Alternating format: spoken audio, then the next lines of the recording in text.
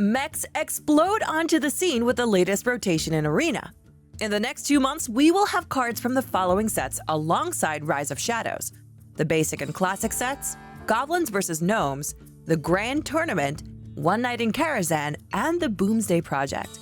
We've played through several runs in the last couple of days, and here is our first impression of the meta. Before we continue, make sure to subscribe to the Tempo Storm YouTube channel to keep up with our Hearthstone content. Now, let's begin. To no one's surprise, mechs are very common right now. Cards like Ursatron and Magnetic Mechs were not as good in the past but are extremely dangerous now. This is the only combination of expansions that gives you this many mechs in the same meta. GVG provides many curve mechs, while Boomsday gives you magnetic mechs to buff them. We generally don't talk about legendary cards, but the new mech Snip Snap is extremely powerful. Even if played on its own on turn 6, the stats rival another premium minion. If there's a mech on the board, magnetic buffs can often decide games. Because of the popularity of mech synergy, Spellbreaker and EMP Operative are currently strong counters to regain tempo. We definitely didn't expect EMP Operative to ever be good, but in this meta, it's bucketed low enough that it can be a great choice. Let's talk about the most popular question we've been waiting to answer: the speed of the meta. The meta sped up as we predicted. If you miss a turn in the first 4, it often feels like the game has been decided unless you have several AoEs. Let's look at the curve. 2 3s are better than 3 2s to play on turn 2. However, because multiple 3-mana 3/4s have rotated out, you can often play a 3/2 on turn 3 and it will contest several 3-drops that have 3 health or less. You should aim for 6 to 8 2-drops with a mixture of 2 3s and 3 2s. For 3-drops, we don't have a strict requirement. Some 3-drops have initiative, while other 3-drops have death rattle and bring more value to the table. Even with premium stats, 3-drops right now will be eaten by 4-drops. That's not to say 3-drops are useless, but you have to pick carefully and avoid understated 3s. The early game in general feels really intense on who will come out on top. This is easily the fastest meta we've seen, so drafting premium early game cards with initiative will decide the game. For example, Henge Clan Hogsteed feels incredibly strong right now. It'll contest 2 3s and 3 2s and can force your opponent to hero power on turn 3.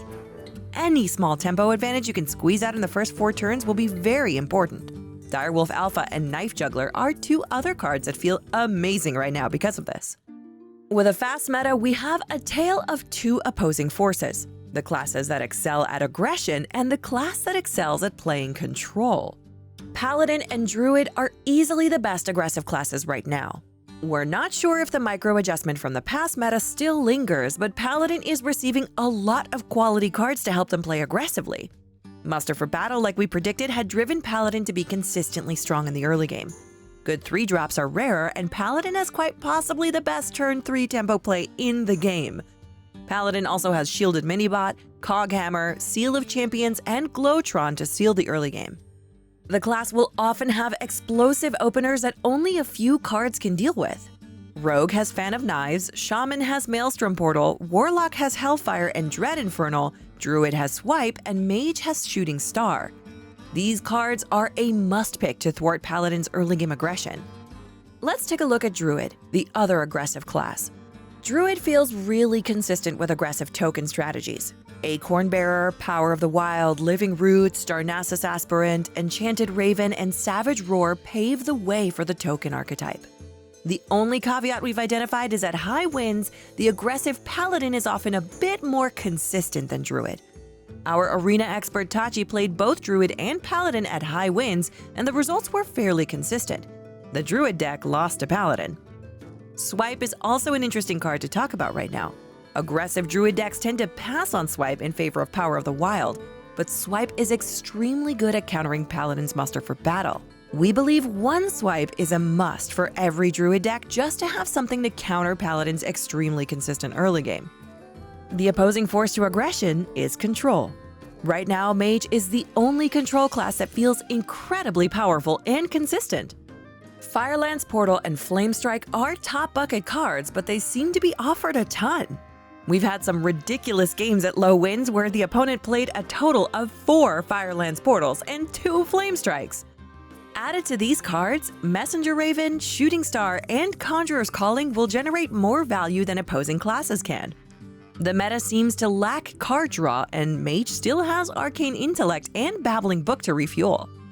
A good Mage deck usually has multiples of cards we've mentioned with a decent curve. There's less emphasis on drafting a lot of 2-drops, but you should still aim for 5 to 6 2-drops. The class can feel oppressive because of the power level of all of their common class cards. Just compare Mage with Warlock. At the top, Warlock has Implosion, Spirit Bomb, and Siphon Soul. Warlock's best board clear is Hellfire, while Mage has Flame Strike. Warlock cannot play Control and will lose to Mage if faced at high wins. However, Warlock will excel with Life Tap by competing against Druid and Paladin as an anti-aggro archetype. Both Hellfire and Dread Infernal are premium cards to combat against aggression. Gul'dan feels strong when you draft a solid early game curve with these powerful board swings sprinkled in between. But back to Mage. Because Mage is so dominant in the late game, we find the only class that can compete in value generation is actually Shaman. Shaman still has Hagatha Scheme, Walking Fountain, Lightning Storm, and now they have Elemental Destruction, Maelstrom Portal, and Ancestral Knowledge. This is the only other class right now that can play Control and possibly beat Mage in a Control matchup. For most other classes we haven't discussed, they have to play aggro control like Warlock to beat Druids and Paladins if they want to do well. One interesting trend we've noted is the rise of Rogues.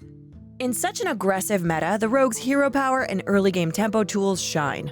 They do not have to draft too many 2-drops, but focus on 1-drops and 3-drops instead. By naturally being a counter to the Paladin, Rogue has become a viable class in this new rotation. Hunter feels worse than before. Mage can outvalue Hunters now, while the class has a hard time dealing with Druid and Paladin's aggression. Going very aggressive with Glaive Zukas might be the way to win. There's also a lot of Mech synergy you can go for as well. Priest is typically viewed as a control class, but plays best aggressively right now. You basically draft around extra arms and Velen's Chosen to cheese a ton of tempo right out the gate. Unfortunately, because many players are still trying to draft slow as Priest, the class often can't go far due to losing tempo so much. Warrior is not a class we want to discuss or play right now. Warrior is significantly weaker than the other 8 classes. The hero power remains irrelevant, and the class cannot excel at playing control, aggressive, or anti-aggressive. Just avoid picking it and have fun with the other 8 classes instead. But if you really want to try it out, draft for tempo. Have 4 weapons, hope to the RNG gods for a Fool's Bane and Super Collider, and go to town with an aggressive early game curve. And this wraps up our initial impressions of the new rotation. At the moment, Mage and Paladin appear to be a bit too powerful right now. We have no idea what micro adjustments are still in effect, but it feels like the previous micro adjustment is still in place. This means Paladin, Mage, Druid, Shaman, and Warrior should have a boost in premium cards showing up, while Rogue and Warlock have less powerful cards showing up. We will continue to experiment with the meta, though. What have you experienced so far? What kind of crazy mech synergy have you seen? Let us know in the comments below. As always, like and subscribe for more quality Hearthstone content. Thanks for watching and see you next time.